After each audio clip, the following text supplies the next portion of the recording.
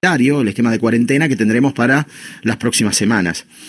Ha trascendido que la provincia de Buenos Aires ve con optimismo, moderado por supuesto, esta suerte de amesetamiento, si se puede llamar de alguna manera, pese a que no son números bajos, pero amesetados, en cantidad de contagios en los últimos días, ¿no? En las últimas semanas.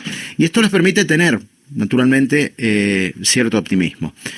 Y esto podría trascender algunas otras aperturas. Vamos a ver por dónde anda el esquema, por dónde está el borrador, al menos, de la provincia de Buenos Aires. Saludamos a Enio García, que es jefe de asesores del Ministerio de Salud, justamente de la provincia de Buenos Aires.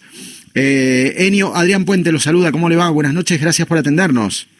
¿Cómo va, Adrián? Buenas noches, gracias a ustedes por el llamado. Bueno, en principio, ¿qué evaluación está haciendo la provincia en cantidad de casos todos los días? ¿Cómo se puede calificar hoy la situación en la provincia? Sí, no, me parece que la evaluación que planteás vos es lo que estamos viendo, o sea, es un contexto donde por suerte los números que se manejan son números transparentes, o sea, los manejamos desde el Estado, pero la sociedad como general, ¿no? El periodismo, las universidades manejan la misma información que manejamos nosotros en términos epidemiológicos, ¿no? Obviamente. Y eso, bueno, es algo positivo, es algo, bueno, yo trabajo en eso en Argentina hace 15 años más o menos y es la primera vez que pasa algo donde hay esa congruencia, ¿no? Entre los números que se manejan. Entonces, un poco la situación es esa, tenemos esa especie, como vos decís, de amesetamiento, con una cantidad muy elevada de casos por día. Imagínense que esa cantidad de casos diarios en muchos países de Europa, ¿no? Donde tenés sistemas de salud bastante consistentes, fue suficiente para colapsar el sistema de salud. Nosotros entendemos que esa situación no se dio acá por el aislamiento que entramos de forma temprana y nos permitió desarrollar los servicios, las camas, los equipos necesarios para evitar ese escenario, ¿no? Pero si ustedes se acuerdan, hace un mes más o menos venimos con un amesetamiento también, con un poco menos de casos, entre 3 y 4 mil casos. Uno también tenía cierto optimismo, pensamos, bueno, por ahí estamos entrando en el pico, empieza a bajar, y de una semana a otra tuvimos un aumento abrupto de casos que llegamos a 7.000 casos por día, ¿no? Uh-huh. Y estamos amesetados en eso, entre 5, 6, 7.000 casos por día. Entonces, bueno, ahí me parece que también nos genera optimismo, tenemos como pensar que de vuelta puede ser que lleguemos al pico, pero bueno, las proyecciones que hacemos indican que de seguir esa tendencia empezaríamos a bajar los casos, pero tuvimos esa experiencia de hace un mes donde no pasó eso, lo que pasó fue aumentar los casos, ¿no? Entonces la postura que estamos teniendo desde la provincia es observar, obviamente con optimismo, con esperanza, pero también con cuidado y no plantear ningún paso que no podemos dar bajo el riesgo de tener ese colapso del sistema. Claro. Ahora, Enio, ¿cómo es en este momento la estructura sanitaria, no los hospitales? ¿Realmente hay un estrés generalizado o es en algunas localidades más comprometidas que otras, por ejemplo? Sí, la situación es distinta cuando separamos la provincia en conurbano y el interior de la provincia, ¿no? En el conurbano lo que logramos hacer por la cercanía entre los municipios, por estar acá también en la zona y tener una presencia física, de hecho, más fuerte, logramos integrar el sistema. Y tenemos municipios que están con la capacidad de sus hospitales al tope, pero finalmente eso no fue un problema porque logramos establecer las derivaciones, o sea, de hecho no pasó que una persona necesitara una cama y no la tuviera, porque logramos, por lo menos para el coronavirus, no digo que eso sirve para otros eventos, pero para el coronavirus se puede integrar bastante el sistema. Ojalá esa integración sirva para seguir integrando otras cuestiones, ¿no? Ahora, en el interior es más difícil porque las distancias son mayores, porque los hospitales tienen menos capacidad. Entonces, bueno, ahora viene aumentando los casos en el interior por ese amesetamiento que estamos viendo. Podemos decir que está vinculado a la situación del AMBA, ¿no? Del Gran Buenos Aires, la ciudad y el conurbano.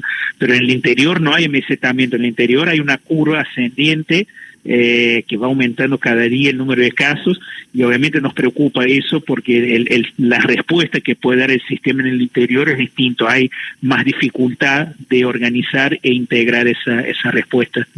Hace algunas semanas atrás yo le decía al doctor Luis Cámara, que usted lo debe conocer, es asesor del Poder Ejecutivo, que parecía como que el enemigo avanzaba de este a oeste, ¿no? Que había ingresado por el Río de la Plata y se expande hacia el interior.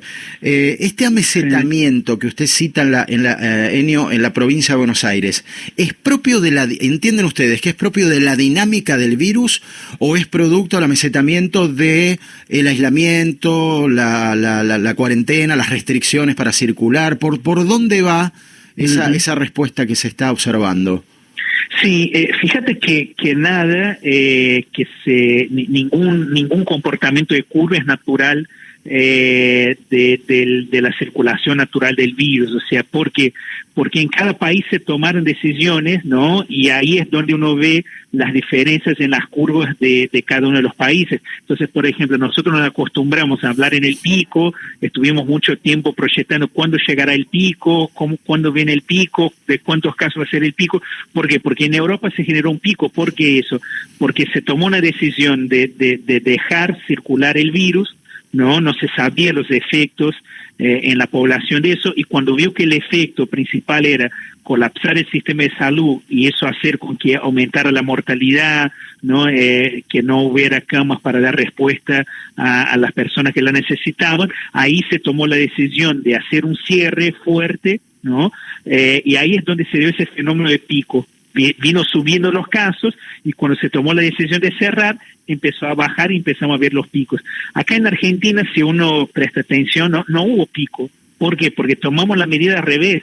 O sea, no esperamos que los casos explotaran para empezar con las medidas de aislamiento. Empezamos temprano las medidas de aislamiento y a la medida que fuimos abriendo, fueron aumentando los casos, ¿no? Entonces ese comportamiento de amesetamiento que vemos, por ahí tiene que ver con eso, con esas decisiones que se tomaron y que sigue insertándose gente a la circulación normal.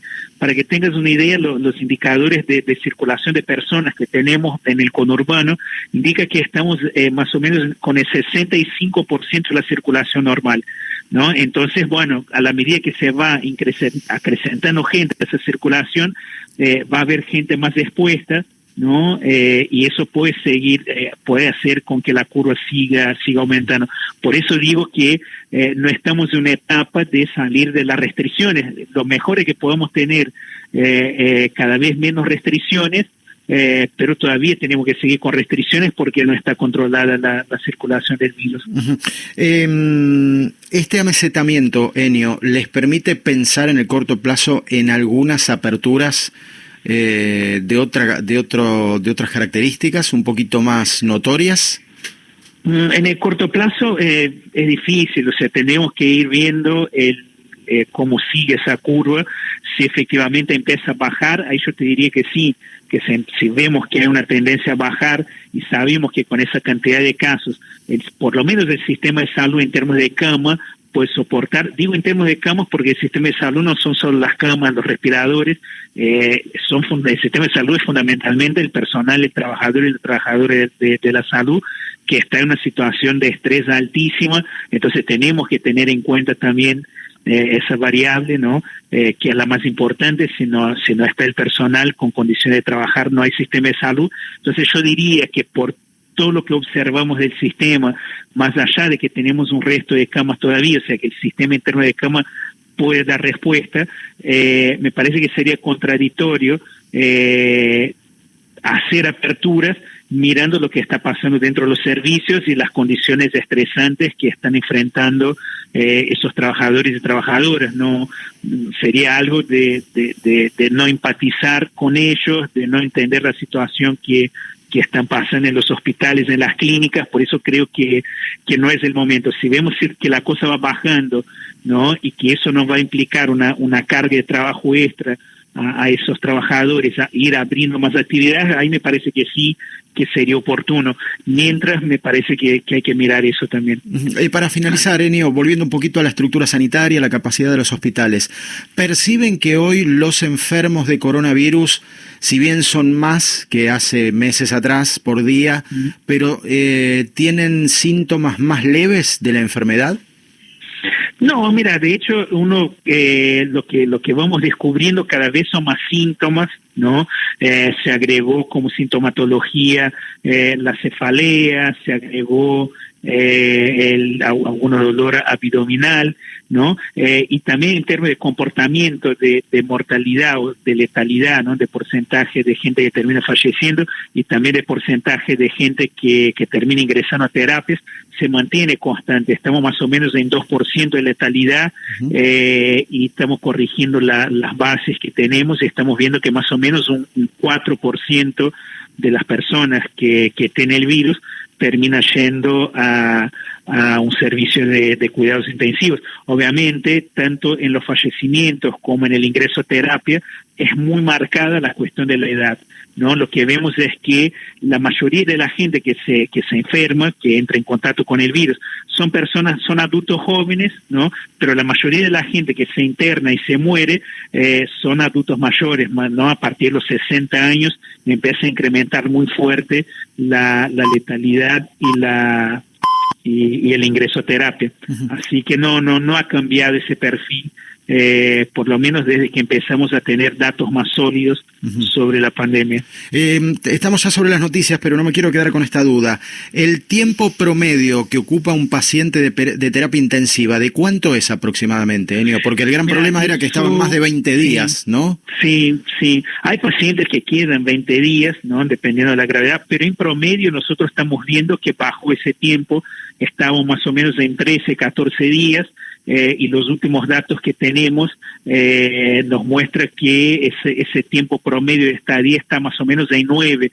Yo entiendo que eso tiene que ver también con el desarrollo de las terapias, ¿no? De entender, manejar mejor el caso, el tema del plasma, el tema de los corticoides que se empezaron a utilizar también, que antes en el comienzo de la pandemia no se utilizaba. Entonces entiendo que hubo un aprendizaje, ¿no? Que hubo una generación de conocimiento que terminó acotando ese tiempo de estadía en terapia, pero sigue siendo alto, porque si nosotros comparamos con el resto de las patologías, si separamos por un lado coronavirus y por otro lado el resto de patologías, coronavirus está en eso, 9, 10, 11, y las otras patologías entre 3 y 4 días, o sea, pero bueno, se maneja mejor, entiende ese caso en las terapias. Enio García, como siempre, muy amable y muchas gracias, que tenga buenas noches. Gracias a ustedes, un abrazo. Un abrazo, adiós. Hablábamos con el jefe de asesores del Ministerio de Salud de la provincia de Buenos Aires.